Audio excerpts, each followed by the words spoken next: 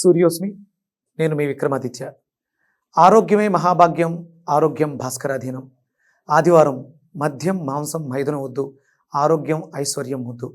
మీరు ఆచరించండి, 10 మందిని ఆచరింపచేయండి. ఆచరించండి, ఆరోగ్యవంతులుగా ఉండండి. ఆచరించండి, ఐశ్వర్యవంతులు కండి. ఆచరించండి, ఆనందంగా జీవించండి. సూర్యోస్మి. నమస్తే, వెల్కమ్ టు అవర్ ఛానల్. ప్రస్తుతం మనతో సూర్య ఉపాసకులు sun spiritual society founder Vikramaditya గారు ఉన్నారు. వారితో మాట్లాడదాం. సార్ నమస్తే. సార్ సూర్యోస్మి తల్లి. సార్, ఈ మధ్య చాలా మంది ఇబ్బంది పడుతున్న సమస్య వైట్ హెయిర్. ఏంటంటే చాలా చిన్న పిల్లల్లో కూడా సార్, చిన్న పిల్లల్లో ఇప్పుడు ఏంటంటే కుంకుడుకాయలు, సీకాయలు ఇవన్నీ పోయాయి. ఓన్లీ షాంపూస్, అవి కూడా నానా రకాల కెమికల్స్ ఆ షాంపూస్ నిండా. సో అటువంటి కెమికల్స్ ఉన్న షాంపూసే వాడేస్తున్నాము. చాలా చిన్న చిన్న పిల్లల్లో పుట్టి కొంచెం జుట్టు వస్తుందంటే వాళ్ళల్లో కూడా వైట్ హెయిర్ కనిపిస్తుంది సార్. అసలు ఈ వైట్ హెయిర్ రాకూడదు అంటే పూర్వకాలంలో ఎప్పుడు 60కో 50కో వచ్చేదని చెప్పేవారు. ఇప్పుడు అందరికీ చూడడం అలవాటైపోయి కొన్ని రోజులకి వైట్ హెయిరే ఉంటుందేమో అనే దీనికి వచ్చేస్తామేమో. సో అసలు అటువంటి వైట్ హెయిర్ తగ్గించుకోవాలంటే ఎలా సార్? మీరు చెప్పింది బాగుందమ్మా. ఒకసారి కళ్ళు మూసుకోండి. Okay sir.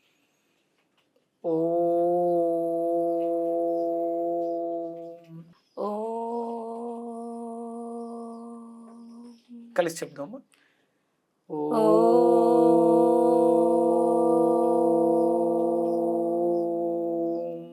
ఓం వీర్యమసి వీర్యమసి వీర్యం వీర్యం మైదేహి మైదేహి.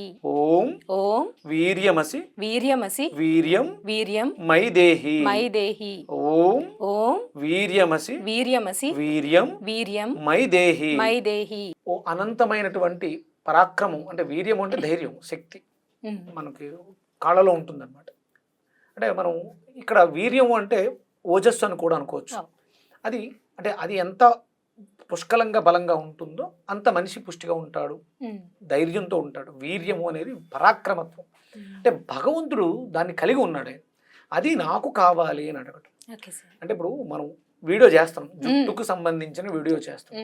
దీనికి వీర్యానికి సంబంధం ఏంటి అంటే ఇక్కడ భగవంతుడిని మనం ప్రార్థిస్తున్నాం. మనం ఏది ప్రార్థిస్తామో అర్థిస్తామో అది వస్తుందన్నమాట. ఇక్కడ ప్రధానంగా మనకి కాళ్ళలో శక్తి, అంటే కాళ్ళలో ఏముంటుంది అంటే ఎముకలు, మధ్య, దాంట్లో తయారయ్యేటువంటి రక్తంలో ఉన్నటువంటి మెలనిన్. జుట్టు తెల్లగా అయిపోతుంది, జుట్టు నల్లగా ఉండట్లేదు అంటే మెలనిన్ డెఫిషియన్సీ. అలాగే ఇప్పుడు పిల్లలలో హార్మోనల్ ఇంబ్యాలెన్స్, లేకపోతే మల్టీ విటమిన్స్ లేకపోవటం, ఐరన్ లేకపోవడం, అంటే ఏ డెఫిషియన్సీ లేకుండా వైట్ హెయిర్ అనేది రాదు. ఇప్పుడు మీరు నన్ను అడిగారు వైట్ హెయిర్ గురించి. అంటే మరి నాకు వైట్ హెయిర్ లేదా అంటే ఇక వైట్ హెయిర్ కనపడుతుంది కదా.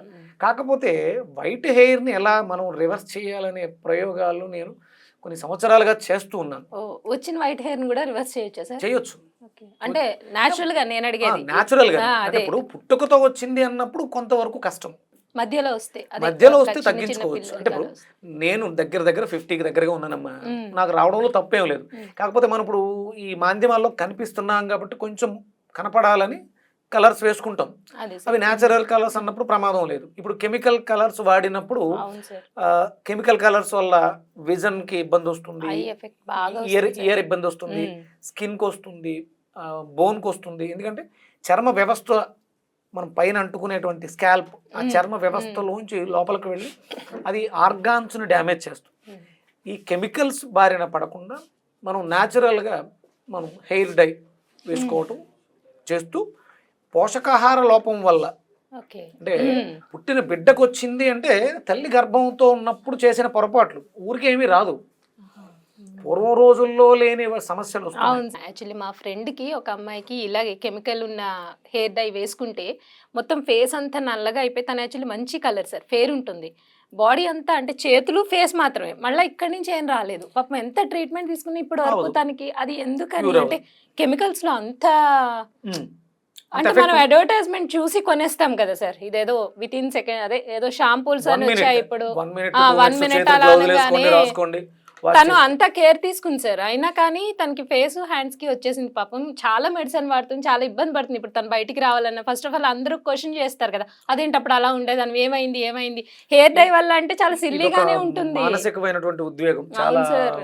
ఇబ్బంది పడిపోతున్నారు. చాలా ఇబ్బంది పడతారు. సో అదే కెమికల్ మీరు ఇందాకంటే నాకు అది గుర్తొచ్చింది ఆ కొన్ని ఇన్సిడెంట్. కెమికల్ లేని, కొన్ని కెమికల్ ఫ్రీ అని యాడ్స్ కూడా అంటే అవి చేస్తున్నారు. నమ్మొచ్చా సార్ కెమికల్ ఫ్రీ అంటే? 100% కెమికల్ లేకుండా ఏది జరగదమ్మా.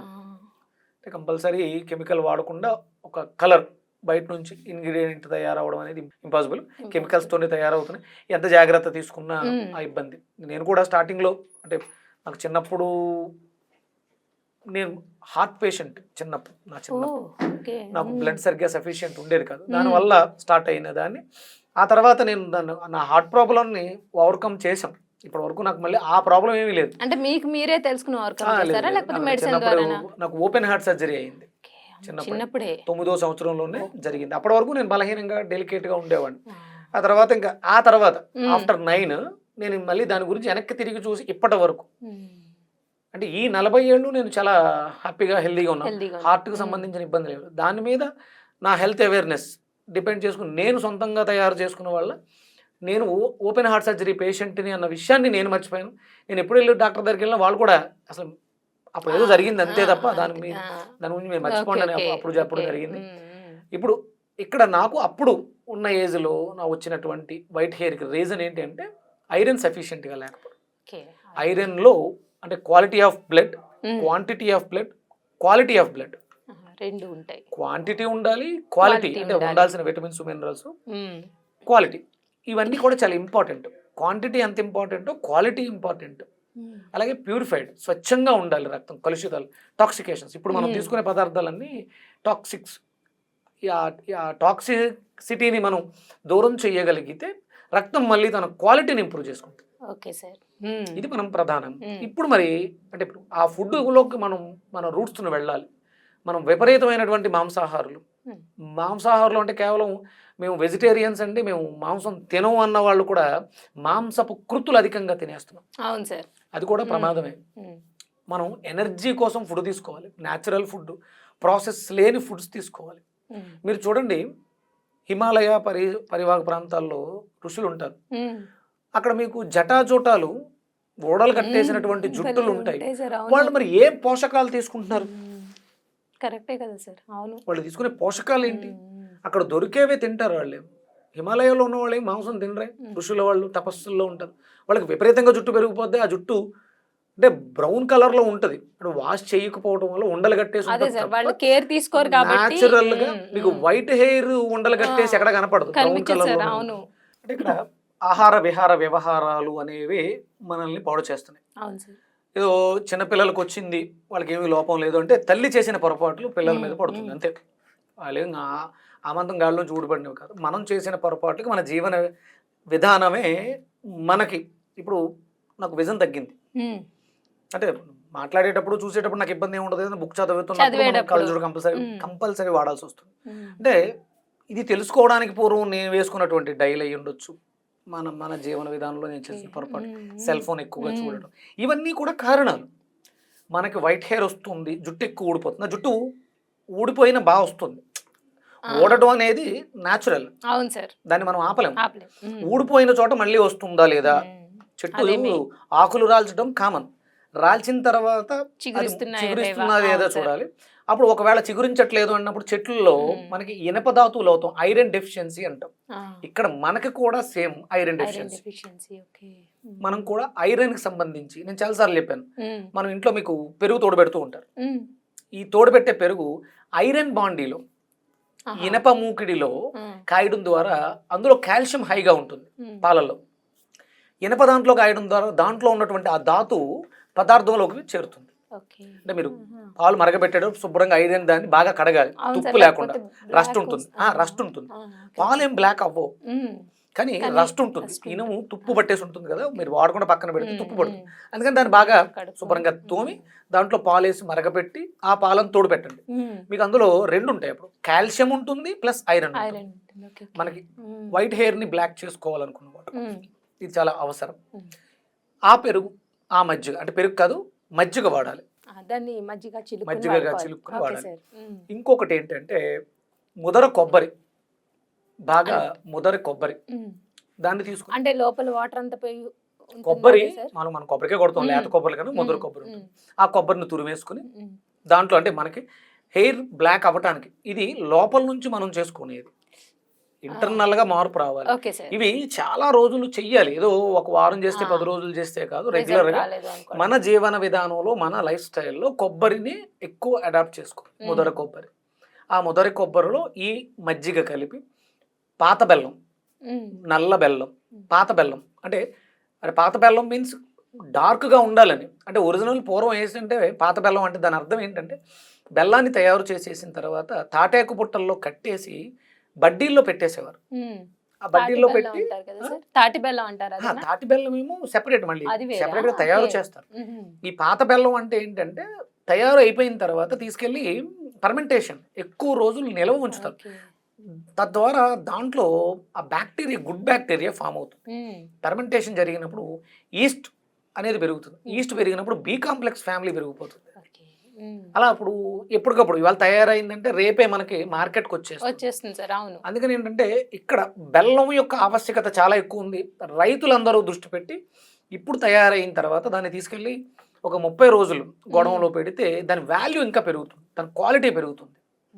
ఇలా చేయాలి. అంటే మనకి ఐరన్ డెఫిషియన్సీ, ఐరన్లో మెలనిన్ డెఫిషియన్సీ వల్ల మనకి వైట్ హెయిర్ అనేది వస్తుంది. గుర్తుపెట్టుకోండి. కొన్ని రకాల యాసిడ్స్ అంటే పులియబెట్టడం ద్వారా వచ్చేటువంటి యాసిడ్స్ మన హెయిర్ బ్లాక్ అవడానికి ఉపకరిస్తాయి.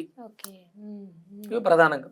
ఇక ఈ హెయిర్ డ్రెస్ అంటే ఇప్పుడు మనం కనిపిస్తున్నాం కాబట్టి కలర్ వేసుకోవాల్సి వస్తుంది. మనం గోరింటాక్ అని, ఇండిగో అని ఇలా కొన్ని రకాలు వాడుతున్నాం. ఇక అలాంటివి చెయ్యొద్దు. మీరేమి కనపడక్కర్లేదు, ఎక్స్పోజ్ కారు కాబట్టి మీరు వైట్ హెయిర్ని బ్లాక్ చేసుకోవాలి అనుకున్నప్పుడు ఎలాంటి ఆర్టిఫిషియల్ కలర్స్ని వేయకండి.